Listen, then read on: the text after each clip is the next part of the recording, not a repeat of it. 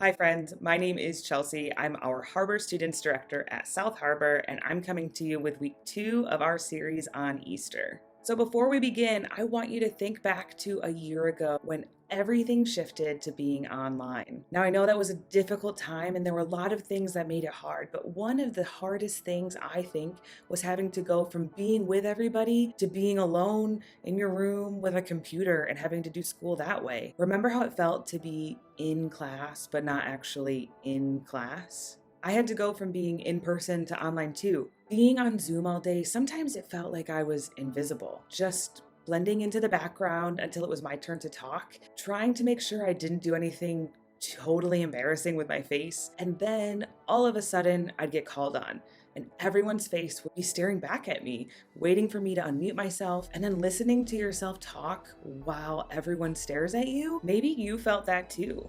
This weird combination of being unnoticed and under the microscope all at the same time. Then, as time went on, people started getting more comfortable. And there was a magical day when I realized I could turn my screen off. It felt like freedom. Freedom to go to the bathroom or to grab something to drink, or honestly, to pay attention without having to make it look like I was paying attention. I never realized how incredibly exhausting that is. And then I thought, if my screen is off and my mic is off and nobody notices, does it even matter if I'm there? I think we've all wondered that before. Does anybody care what I have to think? Does anybody notice what I have to say? Does it even matter if I'm here? Do I even matter? Sure.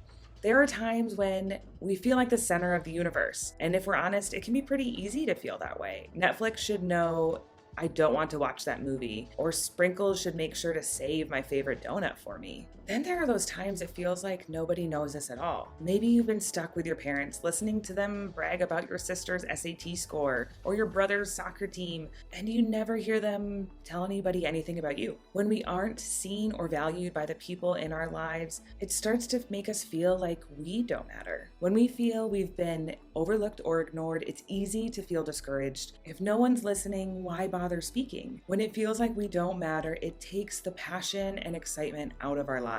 We move from thriving to just surviving.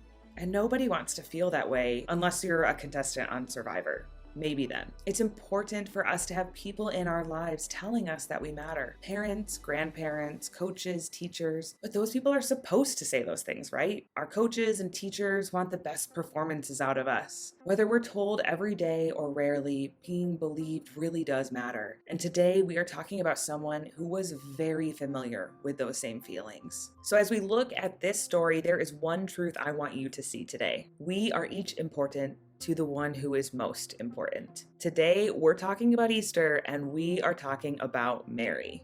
Now, not Mary, the mother of Jesus, not Mary, the sister of Lazarus. Different Mary. I know there are way too many Marys in the Bible. This Mary might not be the most well known, but she is an important part of this story. No other disciple or person was there for as many of the important parts of the Easter story as Mary was. It's a big deal that we get to talk about Mary today. See, at the time, women had incredibly few rights or opportunities. It's actually one of the reasons why there are more men than women talked about in the Bible. And that's one of the many things that makes Jesus so interesting. In a culture that saw women as less, gave them less, and believed them less, Jesus gave them more. Jesus knew Mary by name and saw her as important. We know this because all 4 of the Gospels tell this story. And when all 4 share a story, it's worth taking notes. Now, the story begins with Mary coming to the tomb. She shows up on Sunday, but his body is gone. Thinking somebody had taken his body away, she begins to weep. Then we learn that the angels show up and ask why she's sad. But something even more amazing happens. This is what it says in John chapter 20. She turned around and saw Jesus standing there, but she did not recognize that it was Jesus. He asks her, "Woman, why are you crying? Who is it that you're looking for?" Thinking it was the gardener, she said, "Sir, if you have carried him away, tell me where you have put him, and I will go get him." Jesus said to her, "Mary." She turned toward him and cried out in Aramaic, "Rabboni," which means teacher. When Jesus uses her name, a way of showing that he saw her, she recognizes him. At Easter, we remember that Jesus sacrificed his life for us. He died, was resurrected, and walked out of the tomb. Because of the resurrection, we can trust that Jesus is who he says he is. One of the reasons we get to know this important thing happened is because Mary was there to see it happen.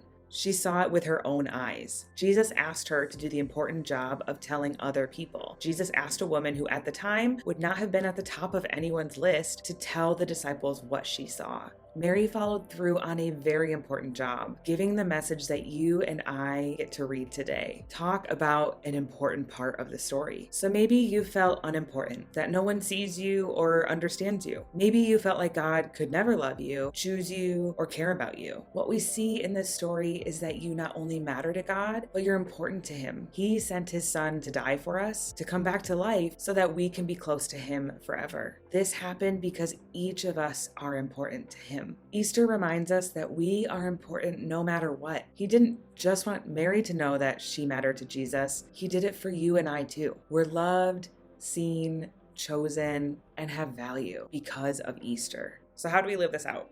First, it starts with us. It starts with us getting real about how we see ourselves. Do you believe that you're important to God, to those around you, to yourself? Do you talk down to yourself? Do you let other people treat you poorly or talk down to you? Do you think you deserve to be treated badly because you're not important? Do you think God cares about you? Take a moment to get honest with yourself. Ask God this Easter to remind you that His love is for you. To Him, you are seen, known, valued, and loved. Think about how you treat others. One of the most important things we can do this Easter is to show Jesus' love to others. We can treat others with the same value Jesus did. We can show people that they are important to us by listening to them, inviting them to be a part of our group, standing up for them when they're being mistreated, learning about people who are different from us or come from different people groups or religions, or simply just by saying hello or smiling at somebody in the hallway at school. Although smiling in a mask is hard, I will give you that. Doing these things not only shows we care, but it gives others a glimpse of God's love working through us. So, because of the Easter story, you and I know that we matter to God.